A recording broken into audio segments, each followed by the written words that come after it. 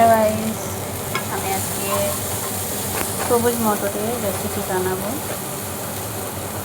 তো দেখো, এর মধ্যে টমেটো, পেঁয়াজ ঘষে, আদা রসুন দিয়েছি, হলুদ দিয়েছি। এর মধ্যে জিরে ধনে সব দেবো, দিয়ে মশলাটাকে ভালো করে কষবো। তো এই মটরটা আমি একটু কম সিটি দিয়ে নিয়েছি, মানে 2টো সিটি ধরে নাও দিয়েছি। দেখো সবুজ মটর। তো এই রেসিপি আমি বানাবো। এটা অলরেডি রেডি হয়ে গেছে।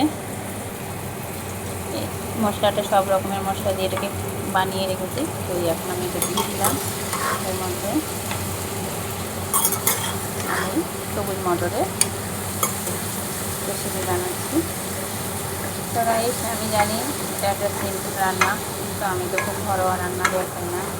তো আমার কম তেলের রেসিপি, ঘরোয়া রান্না।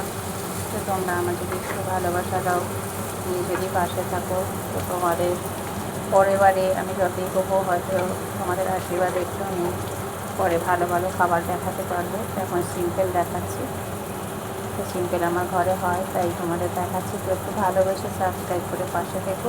বিশেষ তো হলুদ মটরের ঘুগনি খাই, তো এটা ঠিক ঘুগনিও হবে না, আর এটা একটা মানে রেসিপি বলতে একটা সবজির মতন হবে। তো পুরোপুরি দেখো গোটা গোটাই আছে। তো এর জলটা আমি নিয়ে ফেলে দেবো না, জলটা আমি নিয়ে নিলাম, এখন দেবো। এই জলটা আমি ঢেলে দিলাম, কারণ মটরের জলটা ফেলবো না।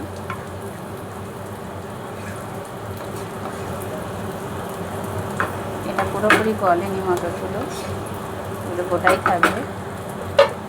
এর মধ্যে সব রকমের মশলা পড়বে, এমনকি চিকেন মশলাও দেবো আমি। তো বন্ধুরা, আমার এই রেসিপিটা কেমন লাগলো একটু ভালোবেসে জানাবে বা পাশে থাকবে। ওকে, থ্যাংক ইউ। সবাই, যেদিকে আমার আলু আর ডিমের তরকারি হচ্ছে, এদিকে মটরটা মনে হয়ে গেছে, হয়ে এসেছে এটা। এর মধ্যে আমি একটু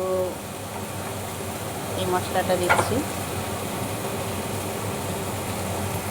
তারপরে দেবো গরম মশলা।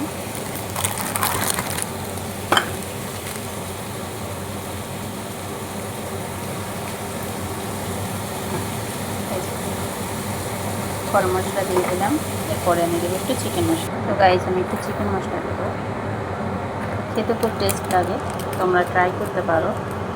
আমার এটা একটু জানি সিম্পল, তো একটু ভালোবেসে এটা খেয়ে ট্রাই করতে পারো বানিয়ে।